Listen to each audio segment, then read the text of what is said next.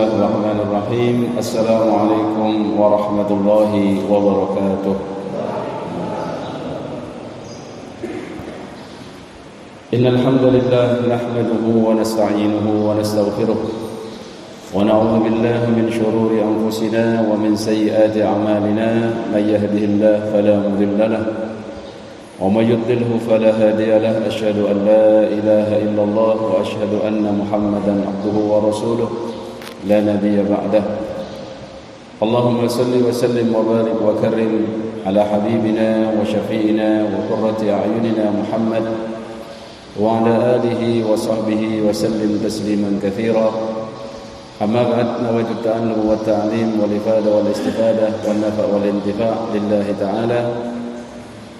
Rabbi shrah li sadri wa yassir li amri wahlul 'uqdatam min lisani yafqahu qawli. Allahumma inna nas'aluka al-huda wat tuqa wal 'afaf wal ghina. Amin ya rabbal alamin. Ikhwatal iman jemaah sekalian, alhamdulillah, mari kita senantiasa bersyukur kepada Allah Subhanahu wa taala atas segala nikmat yang telah Allah berikan, terkhusus nikmat iman, nikmat Islam, nikmat kesehatan dan nikmat umur panjang, sehingga pada sore hari ini kembali diberikan oleh Allah kemudahan untuk bisa melaksanakan ibadah kepada Allah, melaksanakan qiyam Ramadan. Semoga amalan kita dari awal hingga detik ini menjadi penyebab kita diampuni dosa-dosanya oleh Allah Subhanahu wa taala. Amin, Allahumma amin. Ikhwatal iman jemaah sekalian, tidak terasa kita sudah berada di penghujung 10 akhir dari bulan Ramadan. Begitu juga tatkala kita di penghujung akhir hayat umur kita, pastinya kita akan merasakan betapa menyesalnya jikalau seseorang melalaikan apa-apa yang sudah Allah berikan, khususnya nikmat, yaitu berupa umur panjang. Dan dikatakan oleh Nabi sallallahu alaihi wasallam, khairukum man tala umruhu wa hasuna amaluh. Sebaik-baik dari kalian adalah yang diberikan oleh Allah umur panjang dan diisi dengan kebaikan-kebaikan, yaitu ibadah.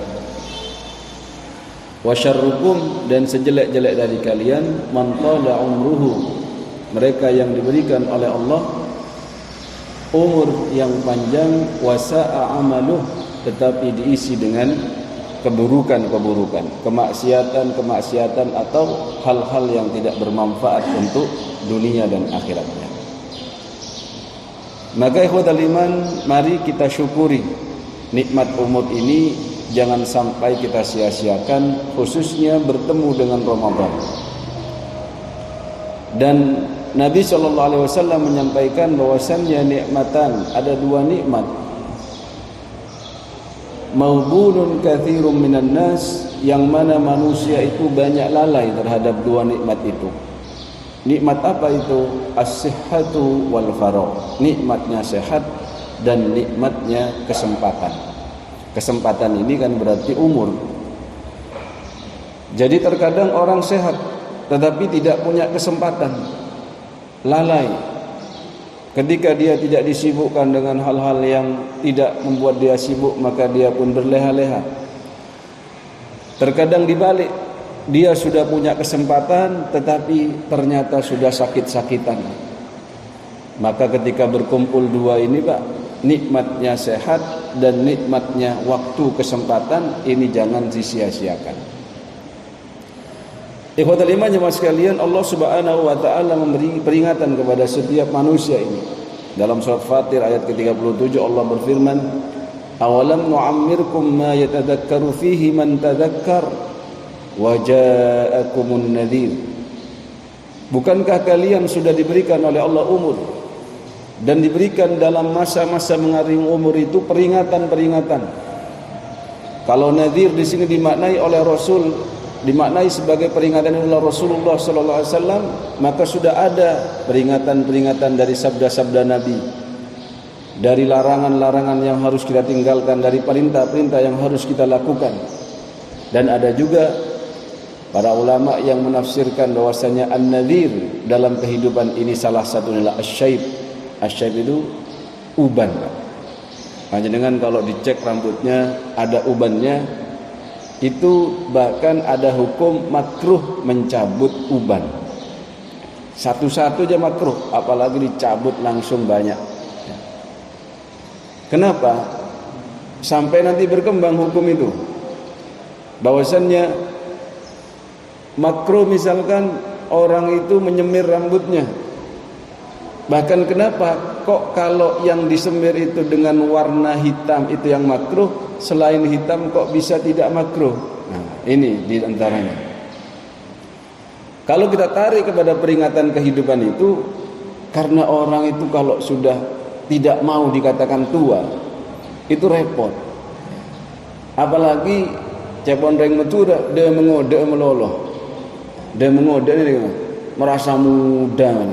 Akhirnya abine yang meloloh cepondreng metura. Siapa ngode meloloh gitu. Jadi akui Pak, kalau kita sudah tua itu harus diakui. Dan jadikan itu adalah peringatan, oh Allah sudah ngasih tanda. Tuh uban yang ada di kepala kita ini tanda kalau waktumu dalam hidup ini tinggal sedikit lagi.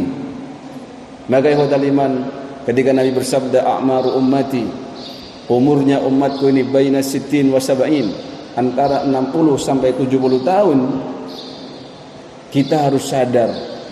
Maka ketika kita sudah umur mendekati 60 tahun, umur masuk 50 tahun, bahkan ada sahabat itu masuk 40 tahun itu sudah tafarruh untuk ibadah. Allah, berat Pak ya. Kita 40 tahun masih cicilan belum lunas misalkan. Umur 50 tahun masih mikir mau nyicil apa lagi nih? Setahun lagi nih lunas nih. Ya Rabbi, ini ikhwatal iman yang perlu kita perhatikan. Kalau kita sudah diberikan umur 60 tahun, kemudian belum benar, ini sudah tidak ada lagi uzur yang bisa diterima di hadapan Allah Subhanahu wa taala. Dikatakan oleh Nabi sallallahu alaihi wasallam dari Abi Hurairah radhiyallahu an, a'dzarallahu ila imri'in akhara ajalahu hatta balagha 60 sana. Allah sudah tidak menerima uzurnya orang kalau sudah diberikan usia 60 tahun kok masih nanti saya enggak tahu kalau itu wajib. Saya enggak tahu kalau itu enggak boleh. Saya tidak tahu kalau itu adalah kezaliman. Tidak bisa lagi sudah. 60 tahun kemana saja ikhwatal iman. Maka mari mumpung kita ini diberikan umur, diberikan kesempatan untuk bertemu dengan Ramadan, khususnya di penghujung 10 akhir bulan Ramadan ini, pompa lagi semangat kita, motivasi lagi. Jangan sampai disia-siakan waktu-waktu yang lewat. Kalaupun kita mau bersosial, mari kita bersosial, karena puasa ini mengajarkan kita untuk bersosial. Kalau kita mau berbagi, silakan berbagi. Kalau kita mau memantapkan lagi qiyamul lail kita, silakan dimantapkan lagi. Misalkan di masjid sudah berqiyamul lail, bil qiyam Ramadan dengan salat tarawih, mau nambah lagi salat tarawih atau salat tahajud di rumah, ya monggo silakan. Karena ikhwatal iman, umur yang sudah lewat itu tidak akan pernah kembali lagi. Jangan sampai menjadi orang yang mengatakan di masa-masa tuanya, laitas syabab ya'udu yauman, andai saja masa mudaku kembali lagi, dan itu mustahil. Ikhwatal iman jemaah sekalian, hidup ini membuat cerita. Cerita itu maksudnya apa? Kita hidup ini membikin kisah kita masing-masing. Kelak kalau kita mati akan dibaca oleh anak cucu kita. Oh, kalau abah saya dulu begini, begini, begini. Ya. Saya pun demikian.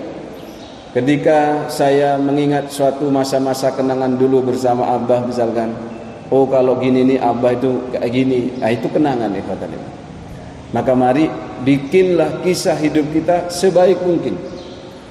Bagaimana tatkala kita mati dikenang oleh anak kita, saudara kita, tetangga kita, kemudian juga dikenang oleh pasangan kita dengan penuh kebaikan. Jadi sejelek-jelek orang ketika mati ditanyakan kepada istrinya, gimana pengalaman hidupmu 50 tahun bersama almarhum? Terus dia ketawa sambil mesem, sambil ketus. Alhamdulillah cepat mati, kalau enggak menderita saya. Allah, berat Pak. Berat, karena itu adalah informasi tervalid tentang diri kita Pak.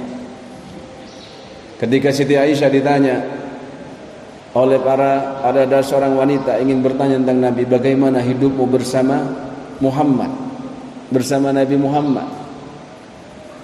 Kemudian beliau ketika ditanya oleh sahabat Ibnu Umar tentang hidupnya bersama Sayyidina Muhammad sallallahu alaihi wasallam, katanya beliau apa?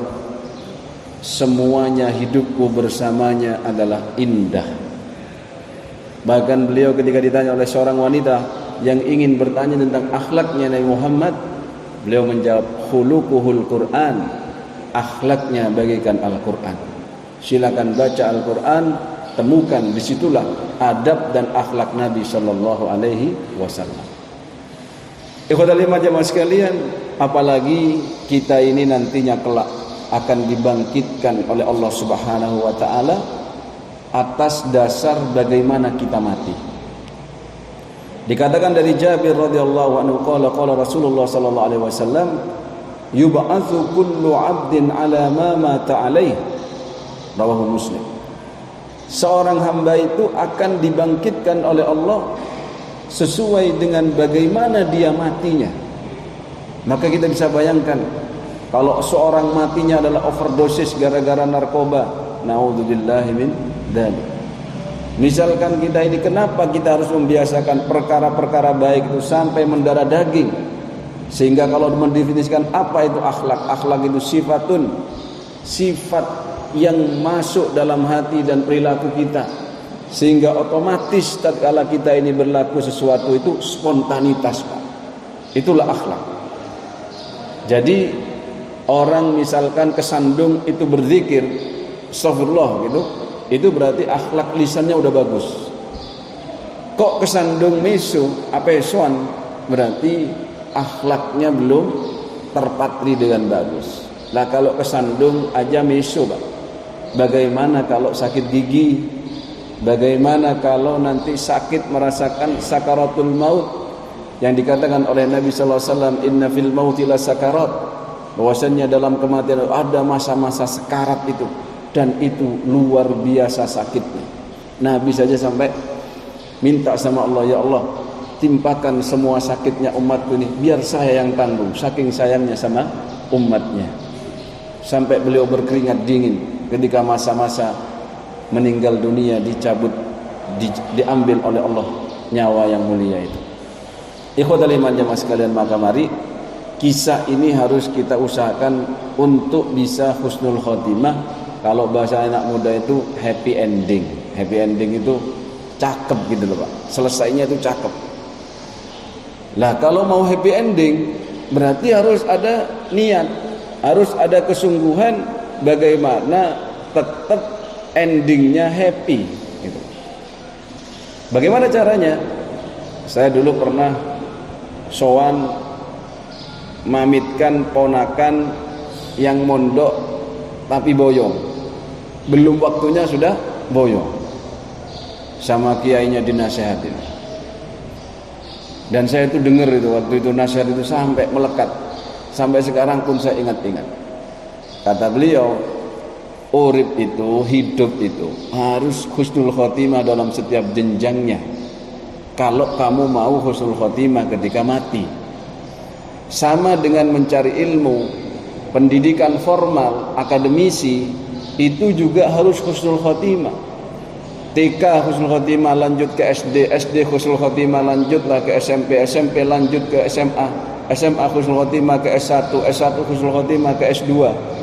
Kemudian S2 mau husnul khotimah bisa baru ke S3. Bahkan kalau di kampus-kampus tertentu yang bonafit tidak akan diterima ke S2 kalau lulusan S1-nya gak husnul khotimah, walaupun lolos ya kan, beda lulus dengan lolos. Lolos itu aslinya tidak lulus, cuma dilolos-loloskan saja.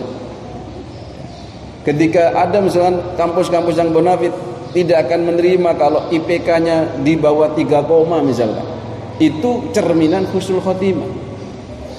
Hidup itu juga begitu. Kalau kita ditarget oleh Allah misalkan ditulis umurmu adalah sekian tahun, akan dicabut nyawanya sekian tahun, maka setiap tahun minimal kita husnul khotimah, setiap minggu apalagi, setiap hari apalagi dalam setiap jamnya kita dalam mengarungi hidup ini, karena kita tidak tahu kapan kita akan mati. Husnul khotimah, maka insya Allah kita akan mati dalam kondisi yang husnul khotimah. Maka selain meminta kepada Allah, ya Allah biha, ya Allah biha, ya Allah bi husnul khotimah, ya Allah matikan kami dalam keadaan husnul khotimah, maka mari kita usahakan dengan usaha-usaha, baik itu ibadah qalbiyah, ibadah hati kita, untuk terus berhusnudzon kepada Allah, atau mencinta karena Allah, tidak membenci kecuali memang membencinya itu karena Allah. Jadi mencinta saja kalau salah tidak karena Allah, wassalam, apalagi membenci, Pak. Kemudian juga ibadah-ibadah al-jawarih, yaitu bagaimana kita sholat, bagaimana kita ini berbirrul walidain. Karena terkadang orang itu memaknai wajib itu terlalu simpel, Pak. Wajib itu kadang ketika ditanya apa saja ibadah wajib, pikirannya hanya sholat, puasa, zakat, haji. Tidak ingat kalau perintah-perintah dalam Al-Quran itu al-aslu fil amri yaqtadil wujub. Dalam kaidah usul fikih begitu.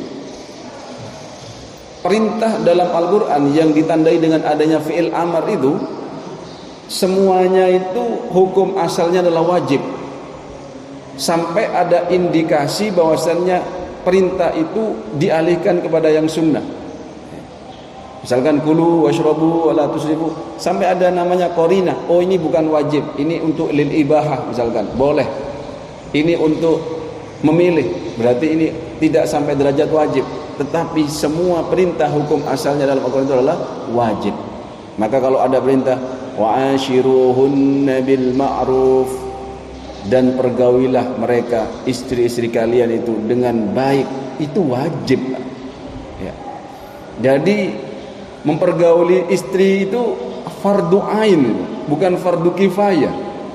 Kalau fardu kifayah nanti istri jenengan diapi karo tonggo, diapi karo Pak RT, dirawat sama yang lain, ruwet nih.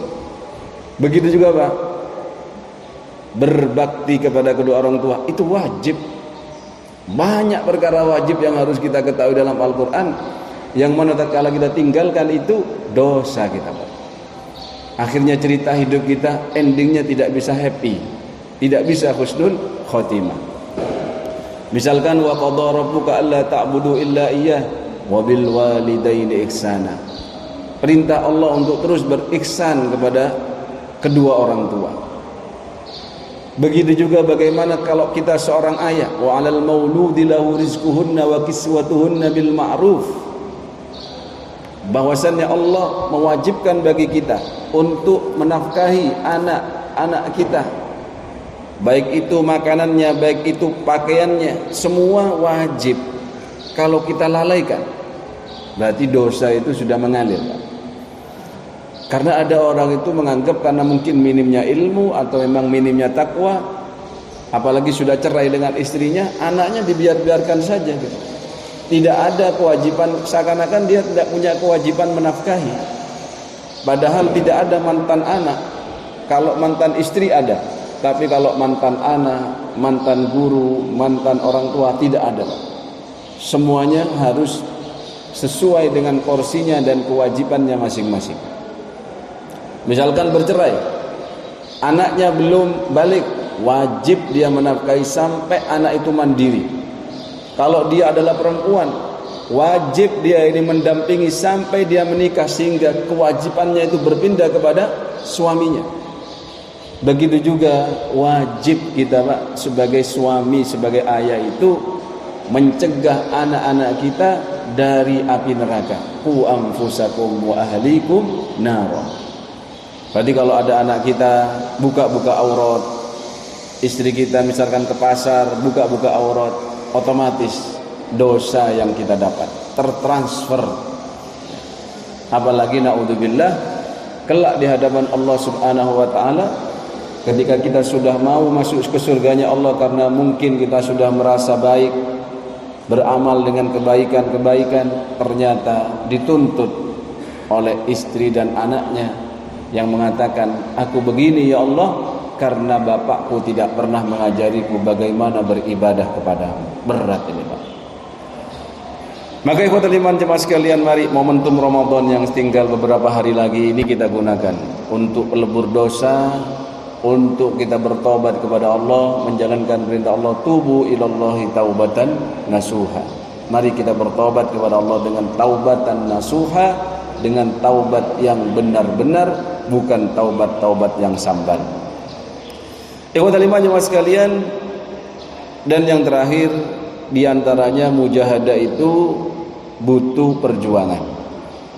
Di mana Allah Subhanahu wa taala dalam surah Ankabut mengatakan walladzina jahadu fina lanahdiyannahum subulana wa innallaha lama'al muhsinin. Orang yang bersungguh-sungguh dalam menjemput hidayah Allah, Allah akan berikan jalan-jalannya. Dan sesungguhnya Allah senantiasa bersama hamba-hambanya yang berusaha berbuat ihsan.